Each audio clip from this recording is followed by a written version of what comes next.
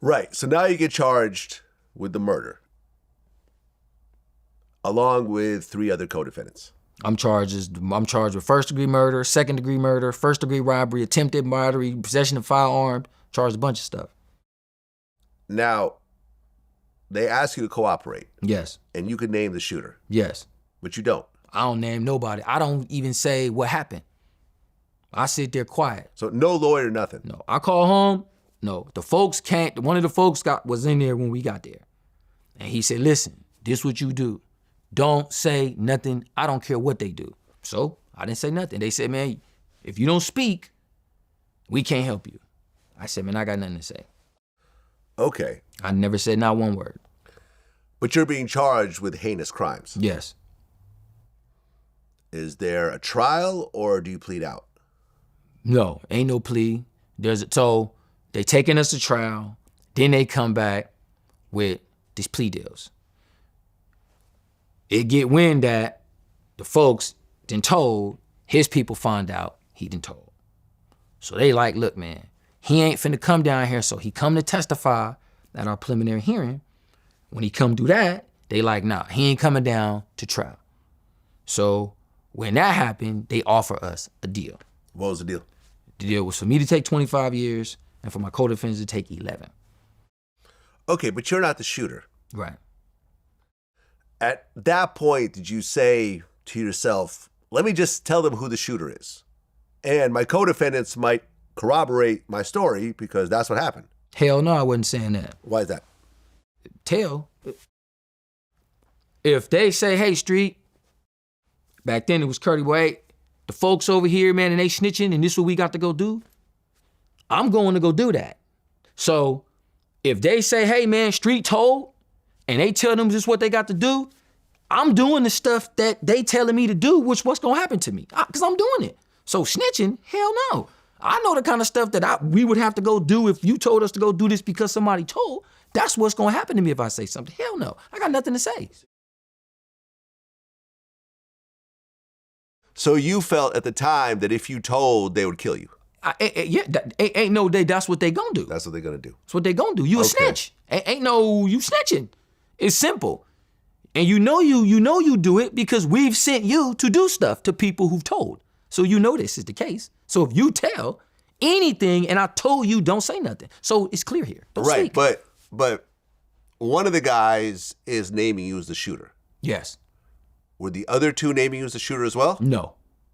So their story's different. Their story is like my story. Which is, we ain't didn't see got nothing to say. But they are telling what happened from their perspective. But they're not naming the shooter. No. Okay. And you're not going to tell me whether the snitch is the shooter, so we don't really know who the shooter is. And I guess the court system doesn't know either, technically. No. The courts don't know who the shooter is, which is why they're giving it to me. They don't know who it is, so they say, we're going to give it to him. He won't say nothing, so we'll say he did it. He won't say he ain't. Let's take it to trial. If he don't go say he won't defend himself, we'll place as he did it. Okay, so you go to trial and you have a public defender, I assume? I got a public defender. Okay. One of the longest serving public defenders at that time. His name was Spencer Storellis, rest in peace, was my lawyer. Was he trying to get you to cooperate and say, look, like, they're going to really mess you up if you blow trial? He was and he wasn't. His thing was, if you cooperate, they're going to let you go, but you're going to have to deal with your buddies. He was clear about that. But I'll get you home.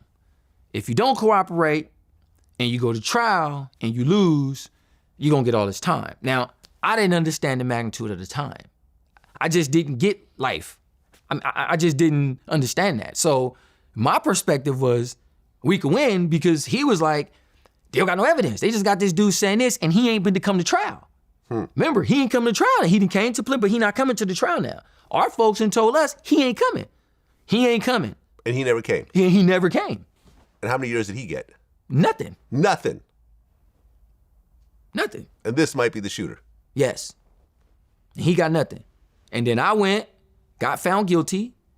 I didn't speak one word at the trial. My co-defendants didn't speak one word at the trial. And they found us guilty of all charges, and they sentenced me, to 54 years to life. Are you 17 or 18 at the time? I'm 17. how does a 17-year-old get his head around 54 to life? You don't. I didn't understand that until probably 5 or 6 years into my sentence. Maybe a little longer than that. When I fully understood that I had life in prison, I wasn't gonna get out. You're 45 years old right now. If the 45-year-old Curtis could go talk to the 17-year-old Curtis, would he tell him, cooperate, let them know who the real shooter is, you might get a couple of years, you could go move somewhere to a different area and live out the rest of your life? Would you say that to the 17-year-old Curtis? No. No. I tell him, you in a rough, you got a rough ride coming, buddy. So to this day, you stand by a decision of not cooperating and letting someone who may have been the actual shooter snitch on you and give you half a decade to life. No, I don't stand by protecting the person that did it. I stand by protecting myself. Because at the end of the day, it's this. There's a price to pay for the crimes you do. Whether the price to pay is someone do it to you or something happens based on something you did to someone else you care about. So at the end of the day, we are here committing crimes, some minor, some not. And then so I get caught. I didn't do this particular crime as far as the murder, but I've done all kinds of shit, all kinds of stuff. So here I'm coming along now saying, hey, please don't do me. Like I didn't do this, which is true. But dude, you've been out here running and ripping and ramping, and now you're gonna sit here talking about, oh, you're gonna be telling on this person. You've been out here doing what you've been doing. So my thinking was like, you have no legs to stand on here, bruh. Like, true, I want out this shit. And if telling on you motherfuckers was the way out, where I could have did that and lived with myself, I'd have snitched on the whole fucking crew instantly. But the problem is, I can't live with myself, and neither can they. They'd never let me live making such a play like that, and neither would I allow myself to live with making such a play like that, because I would compromise my position to do anything because I'd be labeled a snitch. And not only will I be labeled a snitch on the streets, where I'm gonna go? The minute I snitch and they drop the charges and they take me back to the bullpen to go dress out, to get outside, ain't nobody picking me up right outside that door. That's downtown Oakland. Right there in the middle of the hood, right there where the neighborhood at, with people right in the courtroom listening to your dumb ass tale. So the minute I come home, my auntie, all my people who I know that's here, everybody know where these people stay. So where you gonna go? What you gonna do? How you gonna rationalize the fact that you've been running around here for all these many years, committing all these crimes and doing this stupid shit, and now you crying and you snitch? So it just was, I don't have any options here. You stuck, dude. And prison was the route, man. I hated it, but I hated it.